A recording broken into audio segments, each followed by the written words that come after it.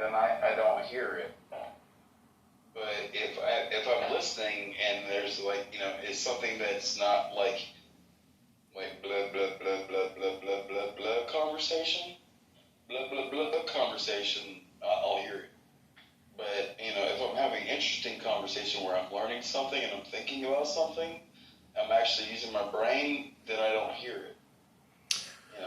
Well, let me ask you this, Doctor, about inputs and outputs. Have you modified your inputs? Have you changed your environment? Have you changed what you're putting in your mouth through your lips? Have you changed what you're putting in your ears, through your ears? I mean, maybe through your mouth, because when you read a book out loud, you're listening to yourself, and you're saying that, I've never heard you come on here and read a book, and you come on here and you debate and you have conversations with people, but I've never actually heard you do the work to override the buzzing or what's the technical medical term for the ear bells? What's it called? Tinnitus. Yeah, tinnitus. Have you tried to do, reading? Have you tried to read books out loud to yourself on this app yet? Because I've never been invited to one of your rooms where you've been doing that. I'm looking forward to that. Thank you very little. Tinnitus is like, you have the tympanic membrane, which is the eardrum, and itis means inflammation and swelling of. So you said tinnitus, which means inflammation and swelling of the eardrum. Is that what you want me to have?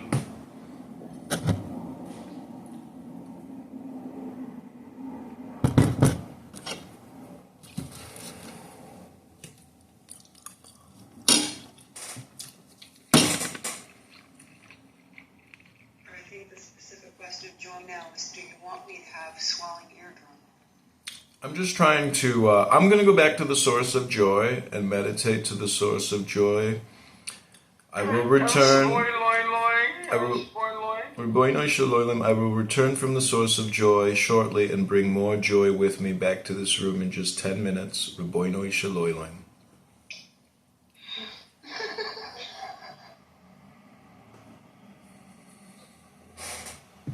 I need to smoke another bowl for that.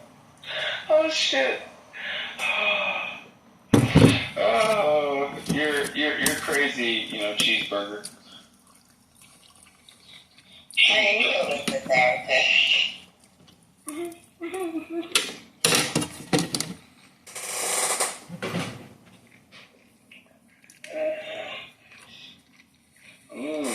Here goes another one.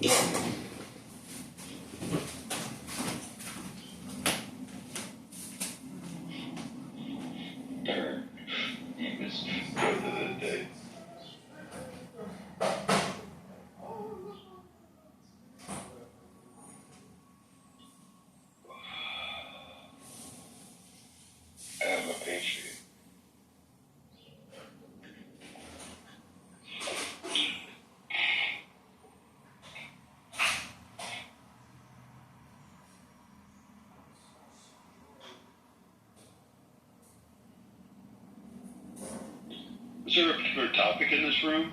An overarching theme? Oh, dude, Brian. Hey, man. How's things down in Mexico?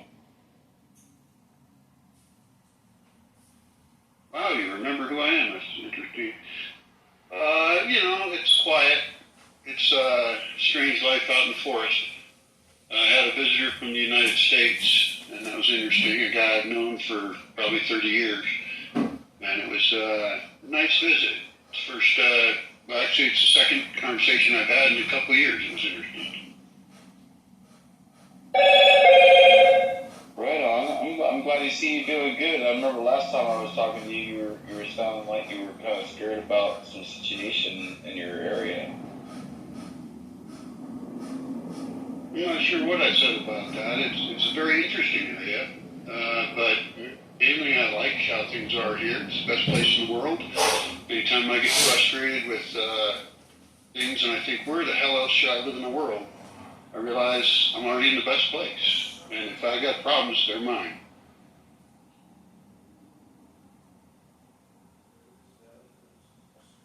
feel the same way in Georgia.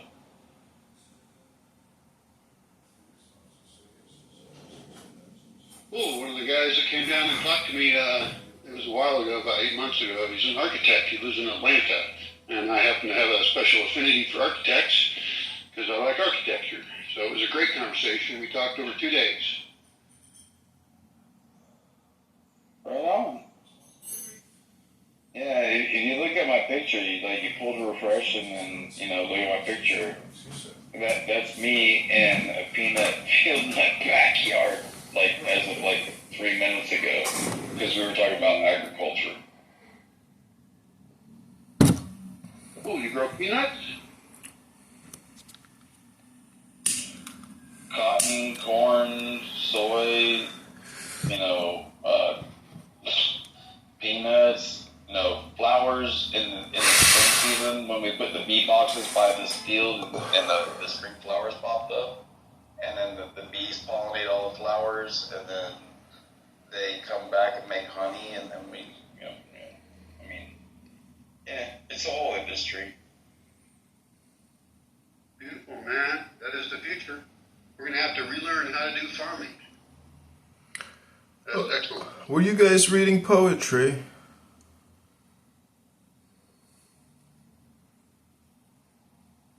I just got back from the Source of Joy. I thought I heard you reciting poetry, Doctor. Well, it's not. It is the future, but it's what we've been doing since Egypt and Kemet. This is nothing new. Well, I got a lot of thoughts about agriculture. I'm personally in favor of food forest farming, and I'm very much against how most agriculture is done. I think it destroys the land, and I'm against industrial agriculture, so I'm pretty extremist in terms of that topic. But of course, I think it's great if you're doing any kind at all. Brian, do you like the Amazon rainforest? I've never been there, but it sounds nice. All right. Do you know that the Amazon rainforest was actually planted? Very much so. In fact, there's a lot of food forest farming and a lot of things you find up in British Columbia. You find all over the world. Yeah. And, do you have a problem with agriculture?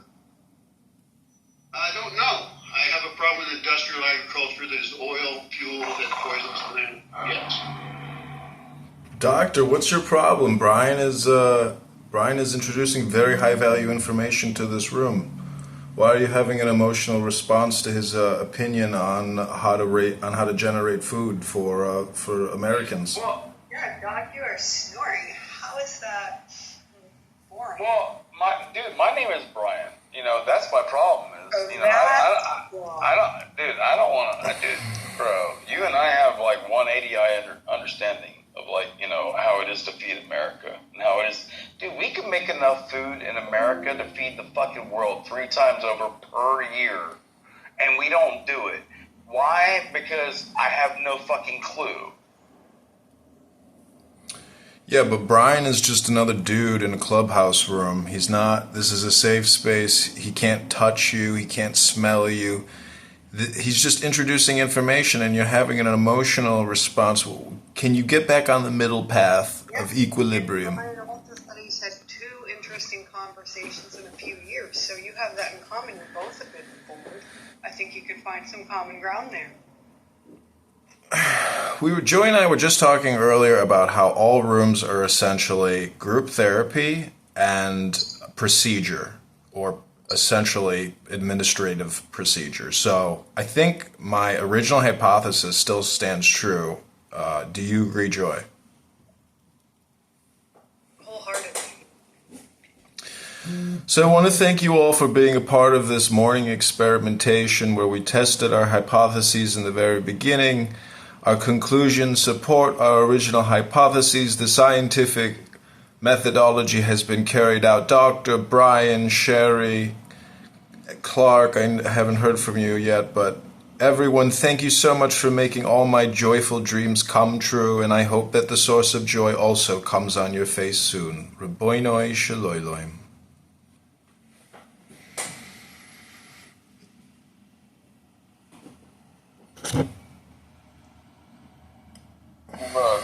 come down my face, I'm gonna kick your ass. I am not the source of joy. I am a mere interloper of joy, a fraudulent joy, a scam joy, a fake joy. The real source of joy is here amongst us, but I am not that source. I am merely a transmitter of the joy, a carrier of the joy, and I want to thank the blessed joy for allowing me to be with the blessed joy. Every day, for many days now, I hope forever that the blessed joy will always remain with me and with you, and I hope that the joy comes on your face soon. Dude, them's fighting words. You have a lot of funny sayings. Actually, I wish I would have been writing down your funny quotes. You know, like I did for that Sergeant First Class at Fort Lewis, Washington. He cried at the end of our graduation when I gave him, you know, the book that I wrote for him of everything that he said over like a 30-day period. Dude, I hated Washington. Fuck that place. I don't know if anybody's ever been up at, 4:30 in the morning, 5 in the morning, and been in a forest in Washington and looked at your battle buddy's face and hands, and they're completely covered in mosquitoes. And as soon as you wipe them off, like they're right back on your face. It's a very terrifying feeling to be swarmed by mosquitoes. Has anyone here ever been swarmed by mosquitoes? By hundreds or thousands of mosquitoes? Yeah, I have. It's pretty terrifying, 100%. Ouch. Well, only in Ontario, but I'm from Washington, and not everywhere has a ton of mosquitoes. It's a very nice place. If you were in the military there, that's a different experience. And by the way, Doc, I didn't mean anything by offense. Anything I said to you, and Joy, please don't try and set up any conflict between me and another person. Even though I have my own. I mean nobody any ill will. I blocked 2 people on this app in 2 years, and both of them they were speaking Arabic, and I knew they were talking about like hurting Americans, so I just blocked them out of my universe. Yeah, Brian, we're not. I'm not trying to frame a situation. Let's just let it go. And thank you, Brian. Riboy no Shalom. And if you want to say anything else, Brian, feel free. I mean, I know Doc very well. I encouraged him to come onto this app and use the app. And so I'm just literally trying to, just do a group therapy session.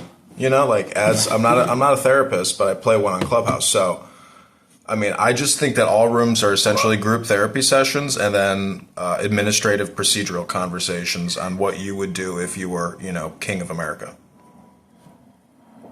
Well, and also you stayed at a Holiday Inn Express last night. That was a good one. Brian, I like your beard, by the way. My beard does the same thing. I have grown my beard out that long before, and I did the whole thing, from my top of my ears all the way down, and it's a powerful feeling to have a giant, head of hair on your chinny chin that you can grab, and like it's weird. You do kind of. I felt like when I grew out my beard, it was like a transformation, kind of like a butterfly in a cocoon kind of thing, and you end up becoming like the old goat, whatever that means. I think old goat fits perfectly. I just want to quote Caligula and say, "Bah! Bah!"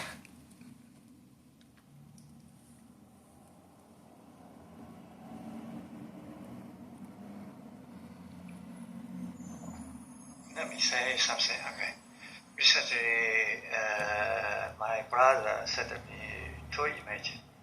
One is from British media, Lotus, said that the hostage sent back by Hamas, the Jewish hostage, said she suffered miserably when she was held hostage. Another one that's from some kind of Chinese media said that she said that she was happy there and they're treating her well. And on Facebook, I get another one. That one is from American. He said that she said something good about Hamas. They treat her well, take care of her house, etc.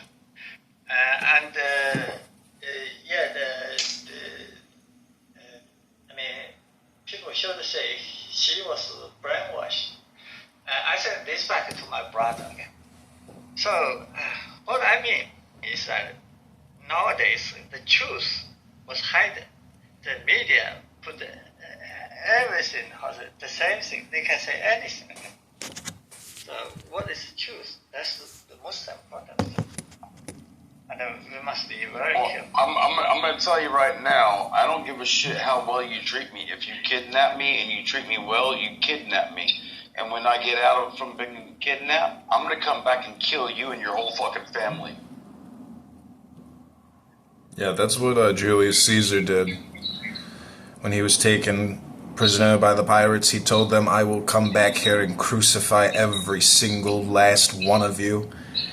And his great uncle paid the ransom, liberated Caesar, and sure enough, Caesar came back with a punitive force and spiked every one of their heads. Hey, fuck around and find out. 70 or 80 as a woman. Spiked every one of them. No, the sentiment is fuck around and find out.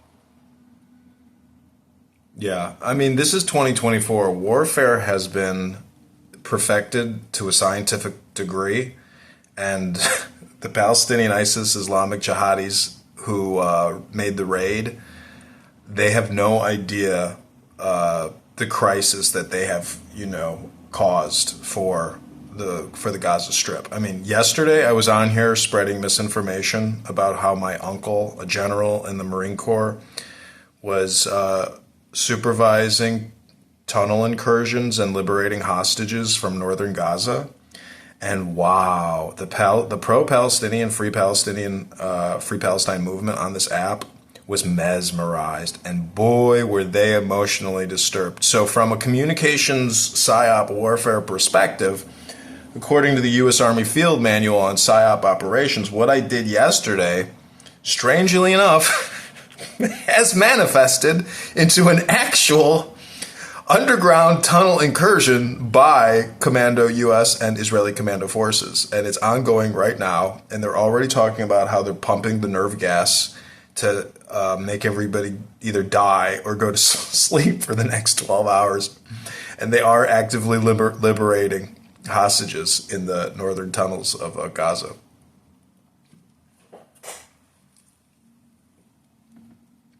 So that's what I told the people.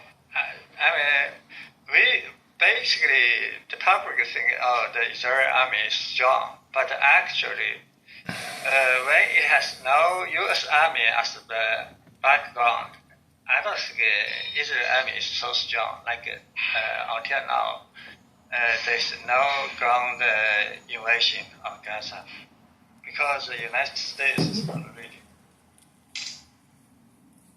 The United States are not there yet. Dude, that whole place is 24 miles wide by 6 miles wide. Dude, it would take us 1 day to walk through that bitch. That's like the whole country of Israel as well, though. I mean, you can start at Tel Aviv and get to Haifa pretty quick. People jog that shit. It's not a big country. It's like going to Great America, It's like it's its own little city. But Israel, I've been all around there, and you can drive forever on the highways going east. I mean, there's so much fucking land there. It's all unlivable, though. It's all just fucking desert as far as the eye can see. But anyways, I just hope that the source of joy and the source of peace is with everyone here today. That's my whole purpose, my whole message, my mantra for the day: peace and joy, joy and peace. Does anyone want to share a story about their joy right now, or maybe a time in their life where they had great joy?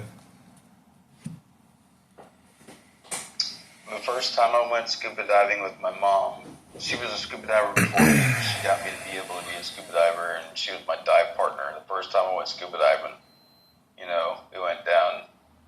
That was probably, some of the biggest joy I ever had.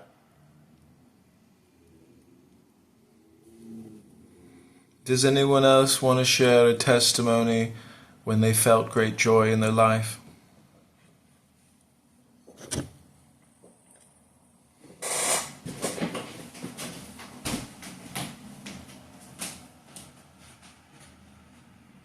Well, I guess I'm the only fool that lives with his heart on his sleeve.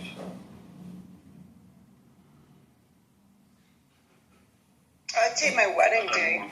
I was so happy. I don't know. I haven't felt joy in probably a decade or more. Oh no.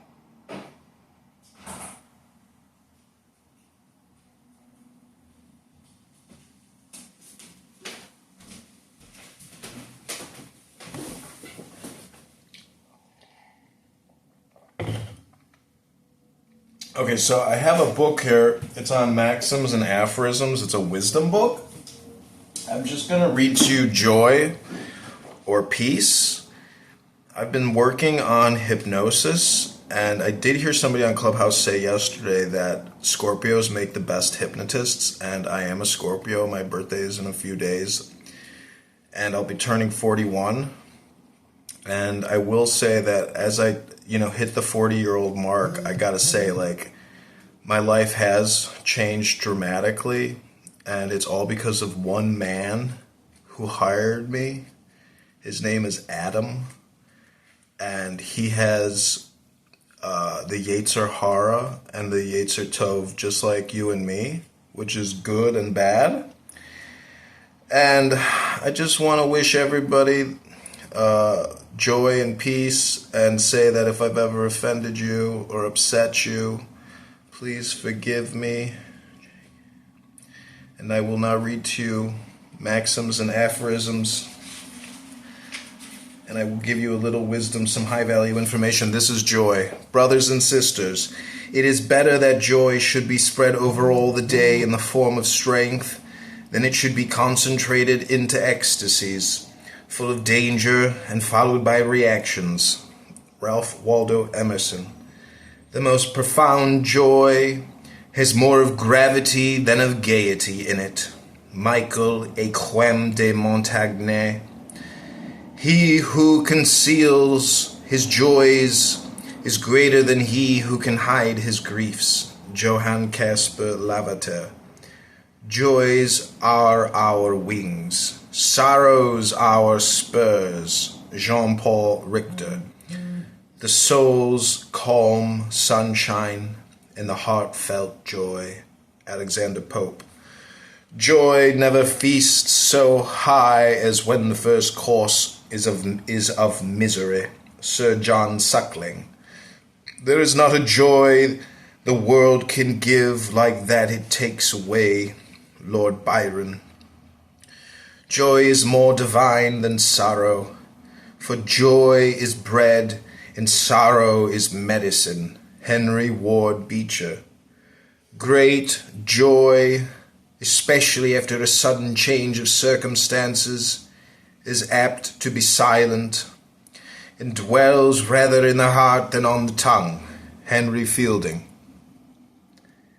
There is a sweet joy that comes to us through sorrow. Charles Haddon Spurgeon. True joy is only hope put out of fear.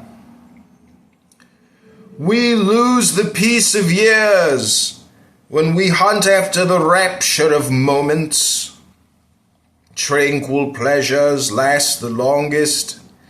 We are not fitted to bear long the burden of great joys.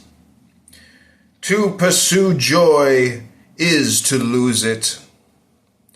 We can do nothing well without joy, and a good conscience, which is the ground of joy. Joy is not in things, it is in us. What is happening?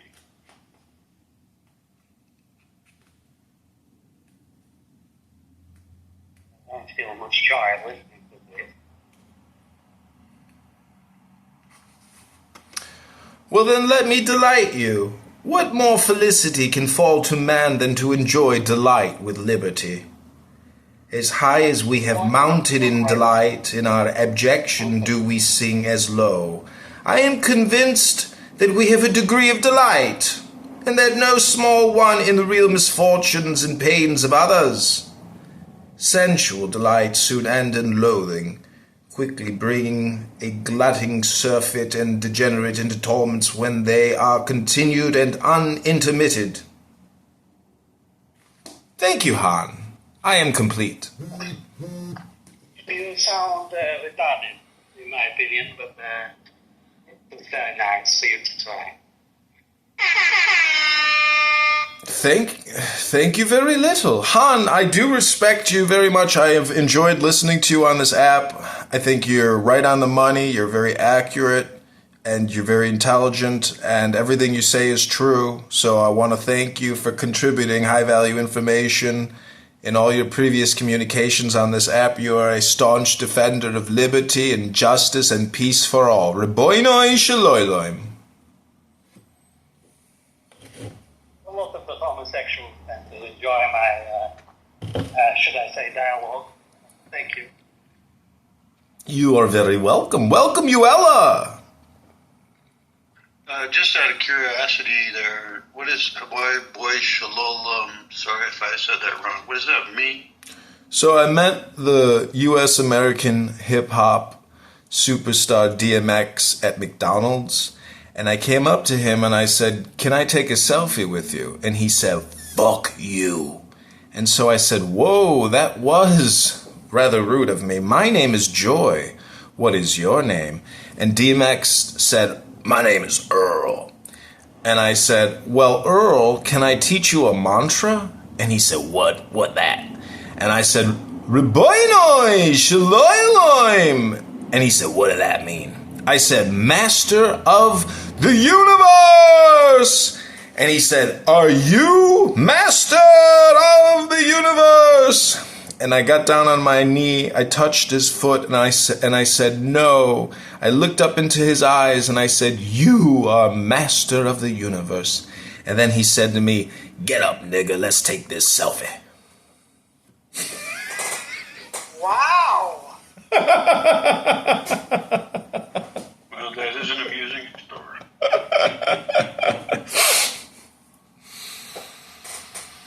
So, did you understand what the meaning means is? So, what was the definition out of that story? What'd you get? So Nothing out of that. So the Hasidic version is a rabbi comes to Reb Nachman and says, "I have a pupil who can say 1,000 words of Talmud, by heart, 1,000 pages Talmud, Torah, and it's incredible. My student is a genius." And Reb Nachman says, "That is amazing, but I have a pupil who can say Reboinoi shaloiloim 1,000 times."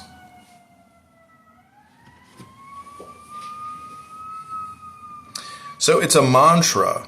And the way that Doc is saying that he has tinnitus, one way to overcome tinnitus is to do mantras. And so the most common Buddhistic mantra is Om Mani Padme Hum.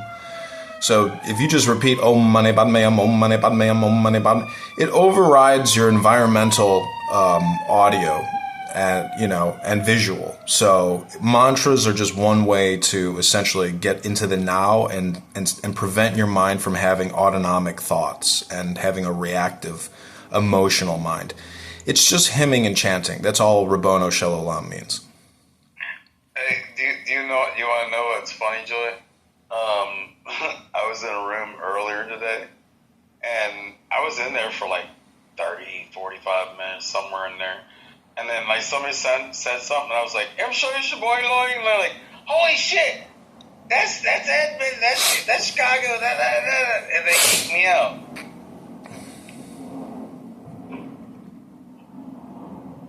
Yeah, people. So just to play along here with your group, is there any point in saying something in some language people understand, or could you say something in English, which is the language of this room, that would have a similar effect. I mean, you're claiming that things mantra helps with tinnitus. No, you could do the English. Yeah, you could do the English translation if you want. You could just say master the universe, master the universe, master the universe, master universe. You know, you can play with it. But you're not actually master of the universe. No, I'm just a guy in my underpants on Clubhouse smoking a joint, drinking coffee, you know, sitting on the job. I mean, I'm just a fucking guy, you know, who's going to die and takes a shit every morning and goes to sleep and tries to get 8 hours of sleep a day. I'm just a fucking other, you know, schmucko on the internet repeating shit that I have read and observed, which I find to be of high value information that I hope to transmit to people on the internet for no fee, nothing other than your time. Which is, you know... Well, that sounds great. But my question is it Colombian or French coffee? I mean, I drink Nespresso and I put bulletproof in it, and it's very good. And I put a little, you know, whole milk in it. Bulletproof is a coconut extract oil. It's called, like, MCT, NZT oil, basically. It, like, makes you smarter. But you do have to read books to get smarter. A lot of people don't believe that, but I mean, it's scientifically proven that if you read books, you will become smarter. So Joy, if you don't mind, I would like to ask you, and thank you for your description of things as you are, what kind of outside environment, cultural environment, social constructions that we live in, would you think would promote more joy in our reality? I have a very diverse book collection. I mean, maybe it's not diverse. Maybe it's all just in one category, which is probably psycho, spiritual, social, and political, some economic, but it's all just content. So if we wanted to foster Americanism, whatever that means, we need to invest in Americanism, which means cutting the NDAA, which is the National Defense Authorization Act, by about $500 billion. We need to cut Medicare, Medicaid by probably another $500 billion and redirect all that money back to we the fucking people who are supposedly the people paying for it all to begin with. But we're not, because we're taking it all out in debt from the Federal Reserve and China and Japan and even UK and even Russia. People are buying our bullshit at the Treasury window of the Federal Reserve every day. And I know some of their funds go down and whatnot. But anyways, my whole point is, you know, I'm a member of the American Legion, and the American Legion has a charter and a constitution. And so I would just say we need to start studying charters and constitutions, whether that's the U.S. federal constitution or your state federal, you know, whatever. We just need to know law and understand the law more and invest in we, you know, the people. It's just common sense, and everything is directed outward as opposed to inward. And so we need to stop the flow outward, not 100%, but probably 80%, and redirect all that money flow backwards internally into the US of A Incorporated, as opposed to, you know, Mother Earth Incorporated, which is every country outside of USA Inc. Tend to believe that the United States government is actually a valid government that follows the law, or that they're a fake government? It's probably a fake government at this point, but it doesn't matter. All you can do is just try to communicate, you know, in the best possible way for the audience, in order to try to make the adjustments that are necessary. Your question has a bias, and if I were to give my opinion, I mean, it just doesn't matter. It doesn't matter, because technically there is no such thing as a corporation, and there's no such thing as an organization. It's just a composite of people. And so we have a hive mind type thing going on in this room right now. If we could duplicate this out into the actual government, it would be a much better situation, and there would be it wouldn't cost anything. Technically, the cost of government is too much in and of itself. So the system needs to dissolve in just the same way that you need to dissolve, you know, your actual ego, your personality, and just be present in the moment. And that's the serene Garden of Eden that everybody wants to be in, you know. So I think the government and at the personal level, the psychosocial is essentially the same, whether it's minimum or maximum or, you know, micro, macro. It's libertarian, I guess, in thesis, meaning that, big government is the problem, just like big ego.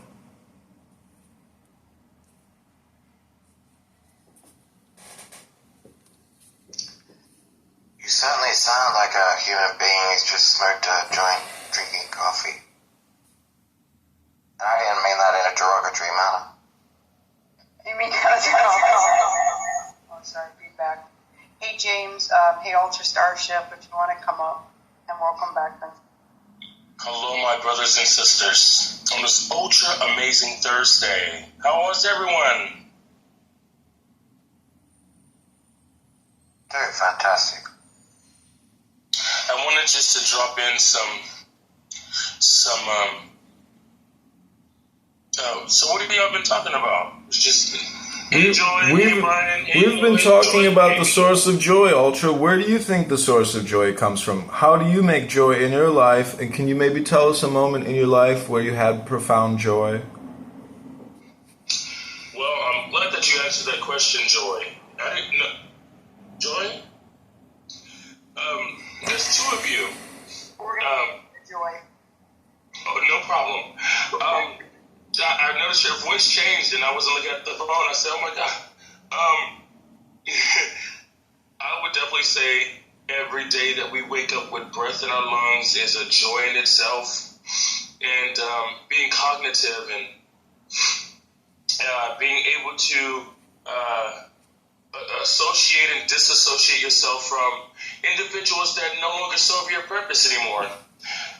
Don't take it personal. It's one of my favorite mantras, because if you're not familiar with the sextile of what's happening with our planets, and with the sun and the moon, the fifth dimension, these are the age of the Aquarius wasn't just singing just to be singing those songs. That's actually happening, and it's happened already. We are in the age of the Aquarius, which means I don't know if there's any kids in the room, but I'm going to drop some F&B bombs if you don't mind. Give zero fucks energy. Now, what does that mean for you in your life? That means that the joy within, when you love yourself, I sound like one of the motivational speakers on BH. When you love yourself unconditionally, and you love those around you unconditionally without any expectations, do you know what that does to your psyche?